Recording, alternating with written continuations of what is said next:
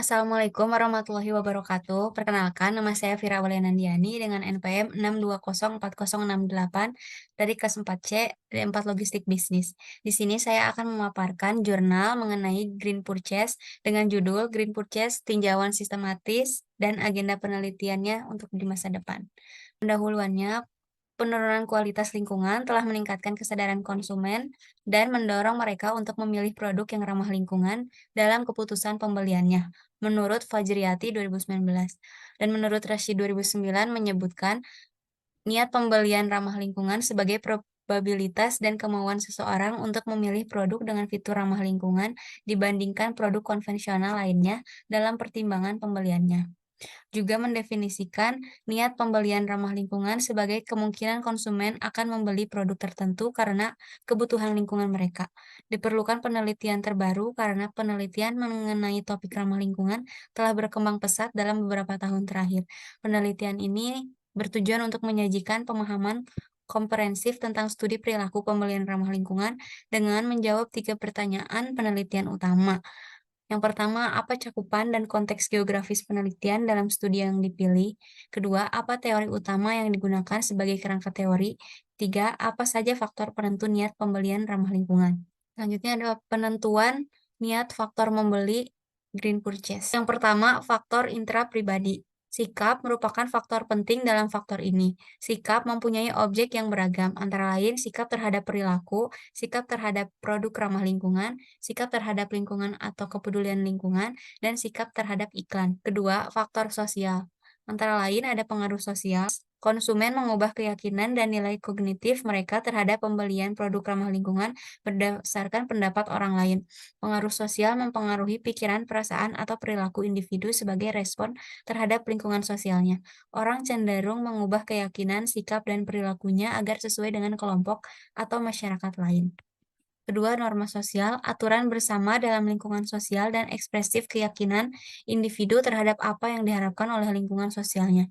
Norma sosial bertindak sebagai pedoman moral untuk berperilaku yang pantas. Norma sosial menggambarkan peran pengaruh sosial terhadap keputusan konsumen untuk membeli produk ramah lingkungan.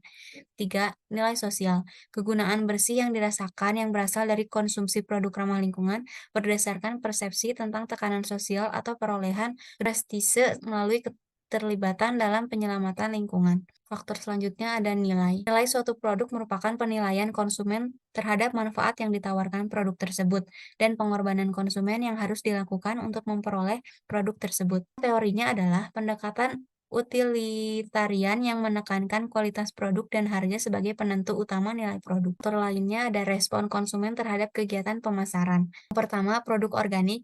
Konsumen mempersepsikannya memiliki kualitas yang lebih tinggi dibandingkan produk non-organik.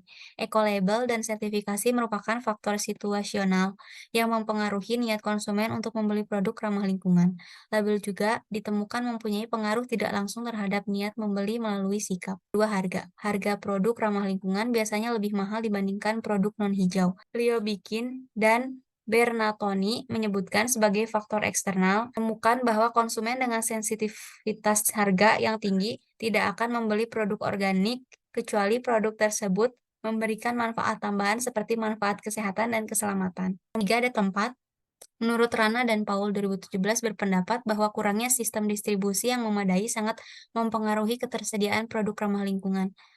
Golob 2018 menyebutkan ketersediaan sebagai faktor kontekstual, menemukan bahwa persepsi ketersediaan mempengaruhi niat pembelian secara langsung dan tidak langsung melalui perilaku pembelian sadar lingkungan. Keempat, ada promosi. Keputusan konsumen untuk membeli produk ramah lingkungan bergantung pada sikap mereka terhadap iklan.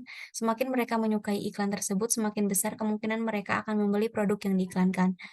Fokus pada sikap terhadap iklan dalam konteks produk ramah lingkungan muncul karena skeptisisme konsumen terhadap iklan tersebut. Skeptisisme konsumen terhadap perusahaan dan periklanan meningkatkan karena konsumen menganggap perusahaan mengambil keuntungan oportunistik dari gerakan ramah lingkungan. Selanjutnya ada implikasi manajerial. Selanjutnya, meskipun terdapat manfaat dari produk ramah lingkungan, porsi konsumsinya masih relatif kecil. Oleh karena itu, seluruh pemangku kepentingan mempunyai tanggung jawab untuk meningkatkan konsumsi produk ramah lingkungan.